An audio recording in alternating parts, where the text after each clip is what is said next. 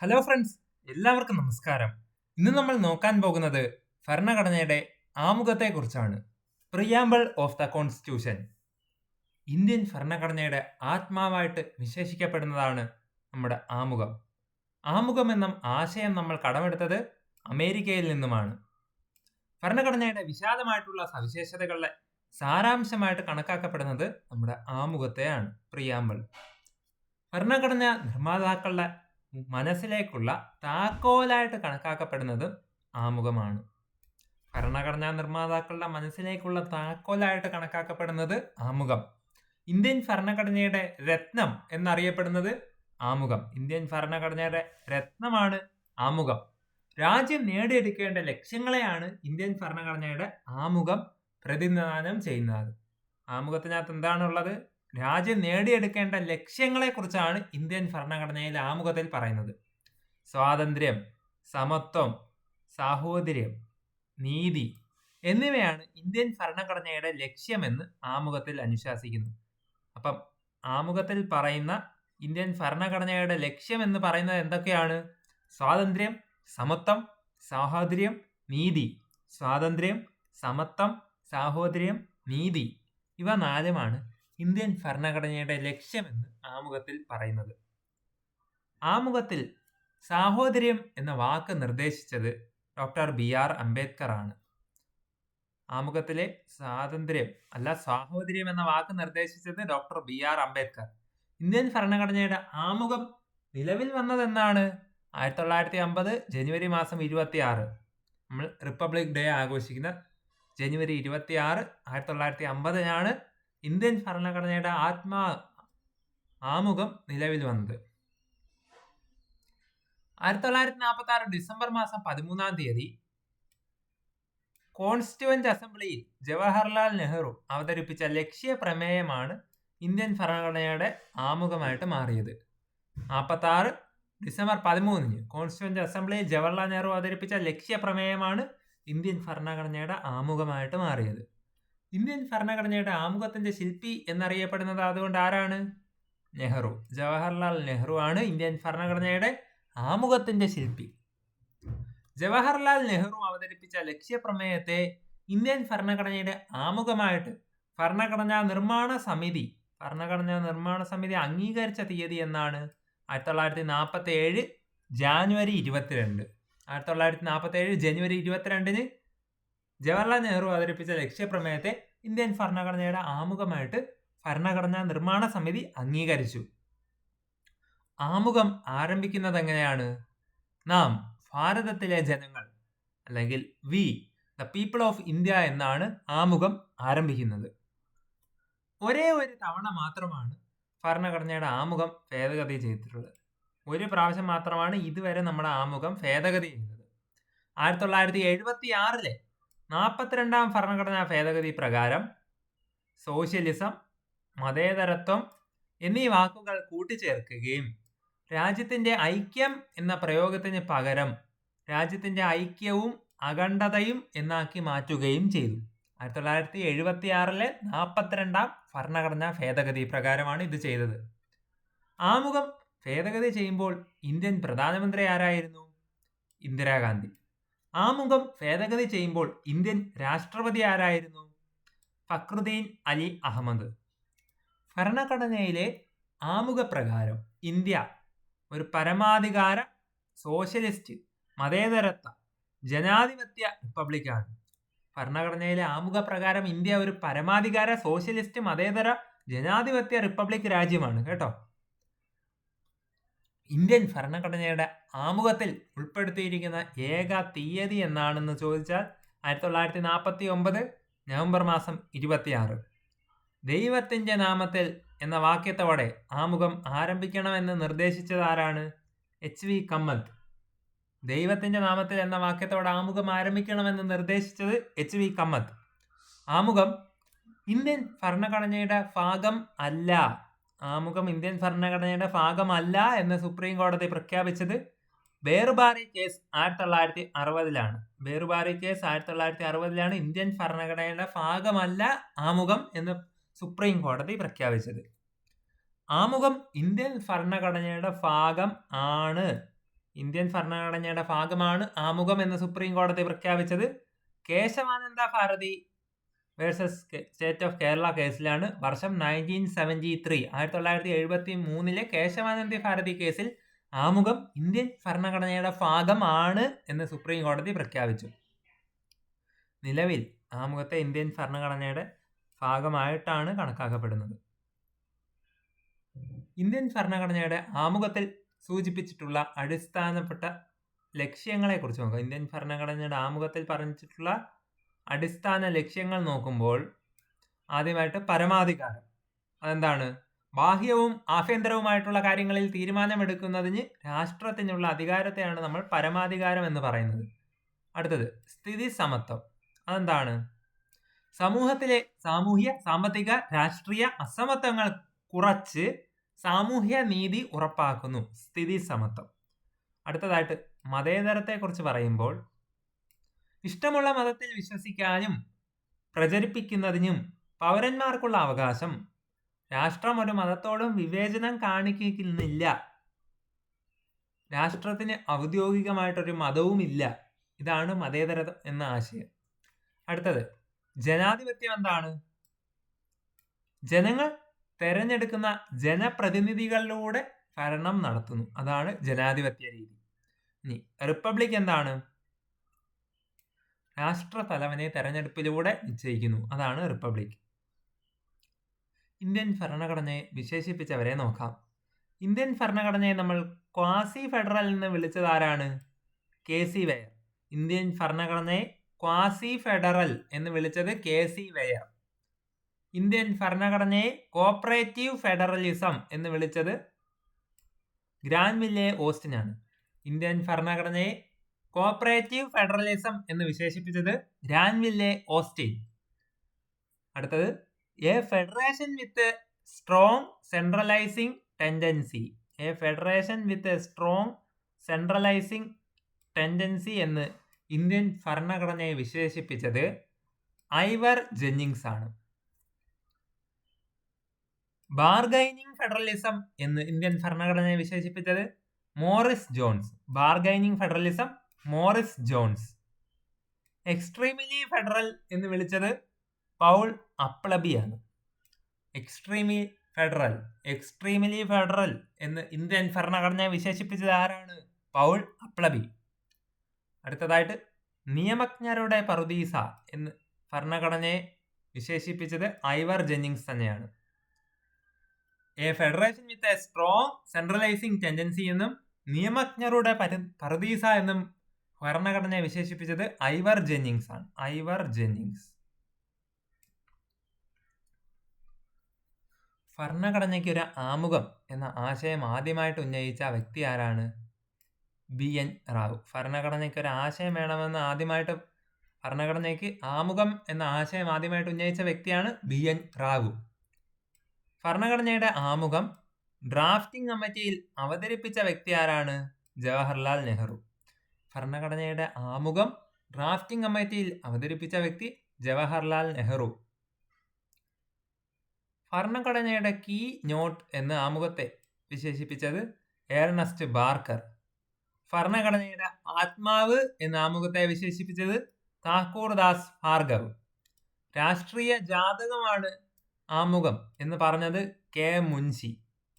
തിരിച്ചറിയൽ കാർഡ് എന്ന ആമുഖത്തെ വിശേഷിപ്പിച്ചത് N.A. പൽക്കിവാല. നമുക്ക് ഒന്നുകൂടെ നോക്കാം. ഭരണഘടനയുടെ കീ നോട്ട് എന്ന ആമുഖത്തെ വിശേഷിപ്പിച്ചത് ഏണസ്റ്റ് ബാർക്കർ. ഭരണഘടനയുടെ ആത്മാവ് എന്ന ആമുഖത്തെ വിശേഷിപ്പിച്ചത് താക്കൂർ ദാസ് ഭാർഗവ്. രാഷ്ട്രീയ ജാതകം എന്ന ആമുഖത്തെ വിശേഷിപ്പിച്ചത് K. മുൻഷി. തിരിച്ചറിയൽ കാർഡ് എന്ന് ആമുഖത്തെ വിശേഷിപ്പിച്ചത് N.A. പൽക്കിവാല. ഇനി വിമർശനങ്ങളെ കുറിച്ച് കൂടി നോക്കാം. ഭാഷയിലും അർത്ഥത്തിലും 1935 ഗവൺമെന്റ് ഓഫ് ഇന്ത്യ ആക്ടിന്റെ തനി പകർപ്പാണ് എന്ന് പറഞ്ഞത് N. Srinivasan. 1935 government of India ആക്ടിൽ നിന്നും നേരിട്ട് ഉരിഞ്ഞെടുത്തതാണ് ഇന്ത്യൻ ഭരണഘടന. മാത്രമല്ല ആക്ടിലെ പല വ്യവസ്ഥകളും ഒരു മാറ്റവും കൂടാതെ അതുപോലെ തന്നെ ഭരണഘടനയിൽ എഴുതി ചേർത്തിരിക്കുന്നു എന്ന് പറഞ്ഞത് സർ ഐവർ ജെന്നിങ്സ്. ഇന്ത്യൻ ഭരണഘടന അടിസ്ഥാനപരമായിട്ട് പ്രായപൂർത്തി വോട്ടവകാശവും കൂട്ടിച്ചേർത്ത 1935 ഗവൺമെന്റ് ഓഫ് ഇന്ത്യ ആക്ട് ആണ് എന്ന് പറഞ്ഞത് PR ദേശ്മുഖാണ്. നമുക്ക് വേണ്ടിയിരുന്നത് വീണയുടെയും സിത്താറിന്റെയും സംഗീതമായിരുന്നു. പക്ഷേ നമുക്ക് ലഭിച്ചത് ഒരു ഇംഗ്ലീഷ് ബാൻഡിന്റെ സംഗീതമാണ് എന്ന് പറഞ്ഞത് K. ഹനുമന്തയ്യ.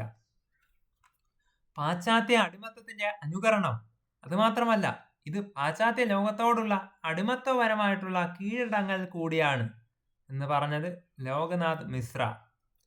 എത്തരത്തിലുള്ള ഒരു ഭരണഘടനയാണോ ഗാന്ധിജി ഒരിക്കലും ആവശ്യപ്പെടാത്തതും സങ്കല്പിക്കാത്തതും അത്തരത്തിലുള്ള ഒന്നിന്റെ തനി പകർപ്പാണ് ഇന്ത്യൻ ഭരണഘടന എന്ന് പറഞ്ഞത് K. ഹനുമന്തയ്യ ആണ്. 1950 ജനുവരി 26 ഇന്ത്യൻ ഭരണഘടന നിലവിൽ വന്നത്.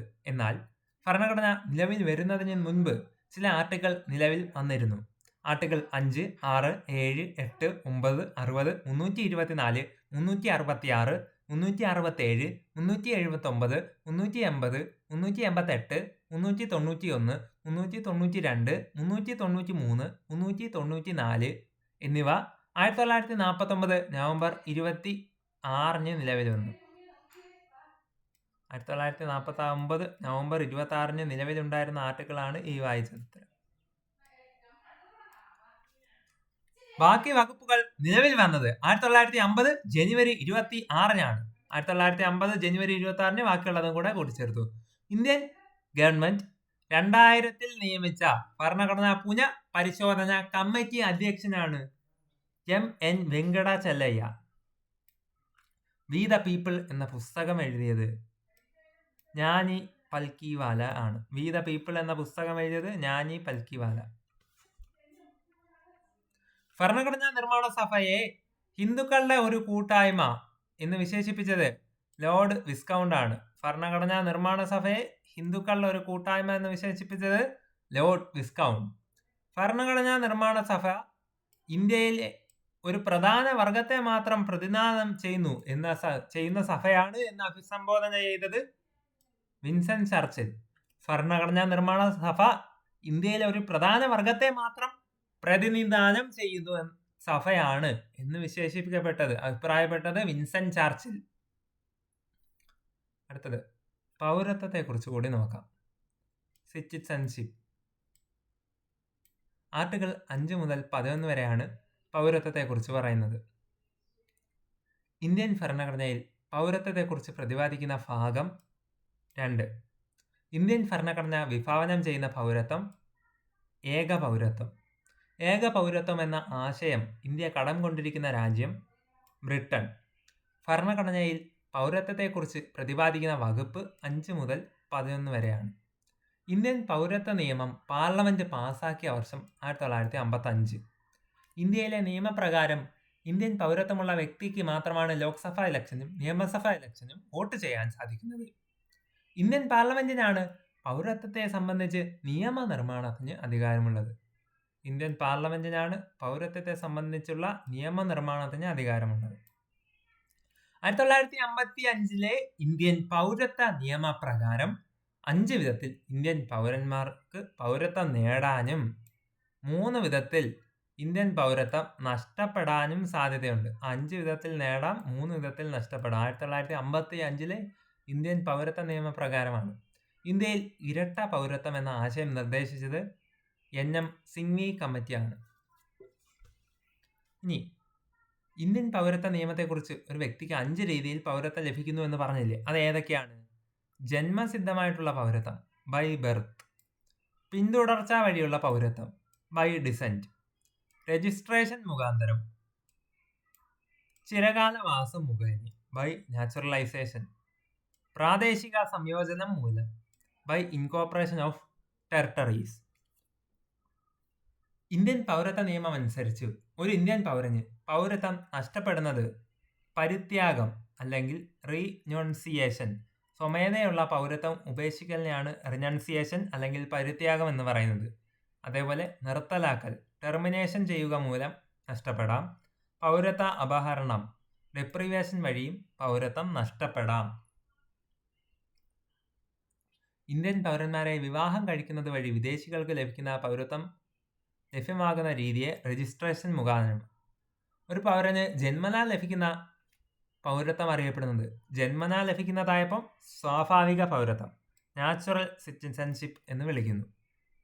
ഒരു രാജ്യത്തെ നിയമ നടപടികൾ പാലിച്ചുകൊണ്ട് ഒരു വ്യക്തി നേടിയെടുക്കുന്ന പൗരത്തെ ആർജിത പൗരത്വം, അക്വേർഡ് സിറ്റിസൺഷിപ്പ് എന്ന് വിളിക്കുന്നു. ചിരകാല അധിവാസം മുഖേന മദർ തെരേസ ഇന്ത്യയിൽ പൗരത്വം നേടിയ വർഷം 1951. ചിരകാല അധിവാസം മുഖേന ലാറി ബേക്കർ ഇന്ത്യൻ പൗരത്വം നേടിയ വർഷം 1989. വാസ്തുവിദ്യാ ഗാന്ധി എന്നറിയപ്പെടുന്ന വ്യക്തിയാണ് ലാറി ബേക്കർ. വാസ്തുവിദ്യാ ഗാന്ധി, ലാറി ബേക്കർ.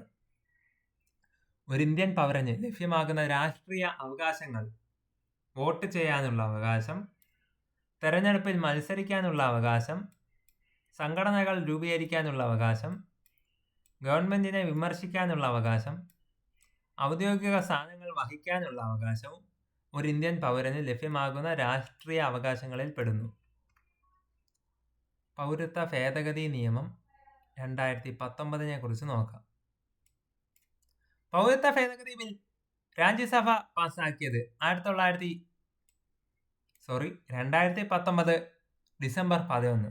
പൗരത്വ ഭേദഗതി ബിൽ ലോക്സഭ പാസാക്കിയത് ഡിസംബർ 9, 2019. ആദ്യം ലോക്സഭ ഡിസംബർ 9-നും രാജ്യസഭ പാസാക്കിയത് ഡിസംബർ 11, 2019.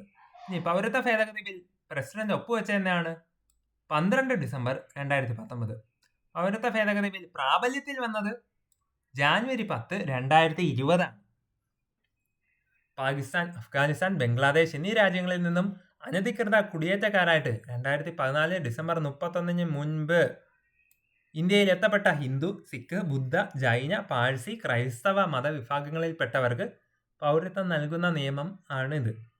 പൗരത്വ ഭേദഗതി നിയമത്തെ അനുകൂലിച്ചുകൊണ്ട് പ്രമേയം പാസാക്കിയ ആദ്യത്തെ സംസ്ഥാനം ഗോവ. പൗരത്വ ഭേദഗതി നിയമത്തിനെതിരെ പ്രമേയം പാസാക്കിയ ആദ്യ സംസ്ഥാനം കേരളമാണ്. പൗരത്വ ഭേദഗതി നിയമത്തിനെതിരെ പ്രമേയം പാസാക്കിയ ആദ്യത്തെ കേന്ദ്രഭരണ പ്രദേശം പുതുച്ചേരി. ഇന്ത്യൻ പൗരത്വ നിയമം ഭേദഗതി ചെയ്യപ്പെട്ട വർഷങ്ങളാണ് 1986, 1992, 2003, 2005, 2015, 2019. ഇന്ത്യൻ പൗരത്വ നിയമം ഭേദഗതി ചെയ്ത വർഷങ്ങളാണ് ഈ പറഞ്ഞത്. ഒരു ക്വസ്റ്റ്യൻ നോക്കാം. ഭരണഘടന രൂപീകരണത്തിനുള്ള കമ്മിറ്റിയുടെ ചെയർമാൻ ആരായിരുന്നു? നമുക്കറിയാം, ഡോക്ടർ രാജേന്ദ്ര പ്രസാദാണ്. PIO കാർഡ് എന്താണെന്ന് നോക്കാം.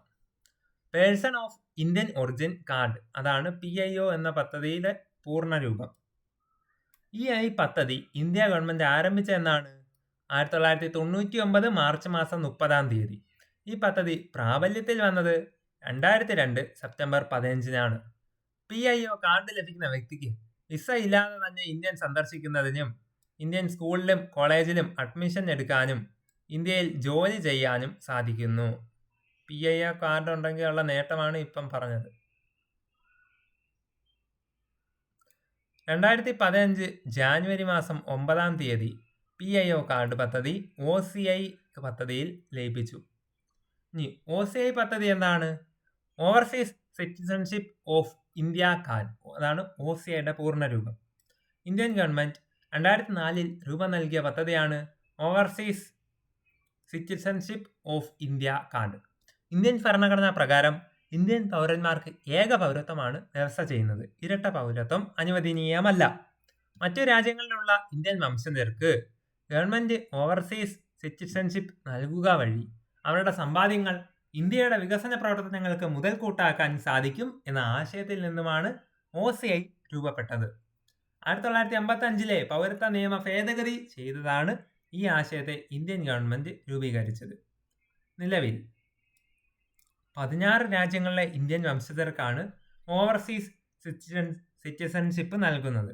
പാകിസ്ഥാൻ, ബംഗ്ലാദേശ് എന്നീ രാജ്യങ്ങളിലെ പൗരന്മാർക്കൊഴികെ 1950 ജാനുവരി മാസം 26 അതിനുശേഷമോ ഇന്ത്യയിൽ ജനിച്ചവരും ഇപ്പോൾ വിദേശ പൗരത്വമുള്ളവർക്കും OCI കാർഡ് ലഭിക്കുന്നതാണ്. പാകിസ്ഥാൻ, ബംഗ്ലാദേശ് എന്നീ രാജ്യങ്ങളെ ഒഴിവാക്കിയിട്ടുണ്ട്. അവിടുത്തെ പൗരന്മാർ ഒഴികെ 1950 ജനുവരി 26 അതിനുശേഷമോ ഇന്ത്യയിൽ ജനിച്ചവരും ഇപ്പോൾ വിദേശ പൗരത്വമുള്ളവർക്കാണ് OCI ലഭ്യമാകുന്നത്. OCI കാർഡുകൾക്ക് ആജീവനാന്ത കാലാവധിയാണ് ഇന്ത്യ ഗവൺമെന്റ് നൽകുന്നത്. OCI കാർഡുകൾ ഇന്ത്യയിൽ രാഷ്ട്രീയപരമായിട്ടുള്ള ഒരവകാശവും ലഭ്യമല്ല എന്ന് മാത്രമല്ല, ഭരണഘടന ഉറപ്പു നൽകുന്ന അവസര സമത്വം, ആർട്ടിക്കിൾ 16 പ്രകാരമുള്ള അവസര സമത്വം ഇവർക്ക് ലഭ്യമല്ല. സോ ഫ്രണ്ട്സ്, ഇതോടുകൂടി overseas citizenship of India card PIO കാർഡിനെ കുറിച്ചും പൗരത്വ ഭേദഗതി നിയമം 2019, പൗരത്വം സിറ്റിസൺഷിപ്പ് എന്താണെന്നും അതേപോലെ വിമർശനങ്ങളും അവരുടെ ഭരണഘടനയെക്കുറിച്ച് വിശേഷണങ്ങളും ആമുഖത്തെക്കുറിച്ചുള്ള വിശേഷങ്ങളും ഇന്ത്യൻ ഭരണഘടന ആമുഖത്തിൽ സൂചിപ്പിച്ചിട്ടുള്ള അടിസ്ഥാന ലക്ഷ്യങ്ങൾ എന്തെന്നും അതിനെപ്പറ്റി വന്ന കേസുകൾ എന്താണെന്നും പ്രധാനമായിട്ടും ആമുഖത്തെയും കുറിച്ചുമാണ് നമ്മൾ ഈ വീഡിയോയിലൂടെ നമ്മൾ നോക്കിയത്. ഈ വീഡിയോ നിങ്ങൾക്ക് ഇഷ്ടപ്പെട്ടെങ്കിൽ ലൈക്ക് ചെയ്യാനും തുടർന്നും ഇതുപോലെയുള്ള topic wise important PSC related വീഡിയോസിനും മറ്റ് റാങ്ക് ഫയൽ എക്സ്പ്ലനേഷനുമായിട്ട് ചാനൽ ഇതുവരെയും സബ്സ്ക്രൈബ് ചെയ്തിട്ടില്ലെങ്കിൽ ഇപ്പോൾ തന്നെ സബ്സ്ക്രൈബ് ചെയ്ത് ബെൽ ബട്ടൺ കൂടി എനേബിൾ ചെയ്ത് വെക്കുക. തുടർന്നും ഇതേപോലെയുള്ള നല്ല ഇൻട്രസ്റ്റിംഗ് വീഡിയോസ് ഉടൻ തന്നെ വരുന്നതായിരിക്കും. ഏവർക്കും നന്ദി, നമസ്കാരം.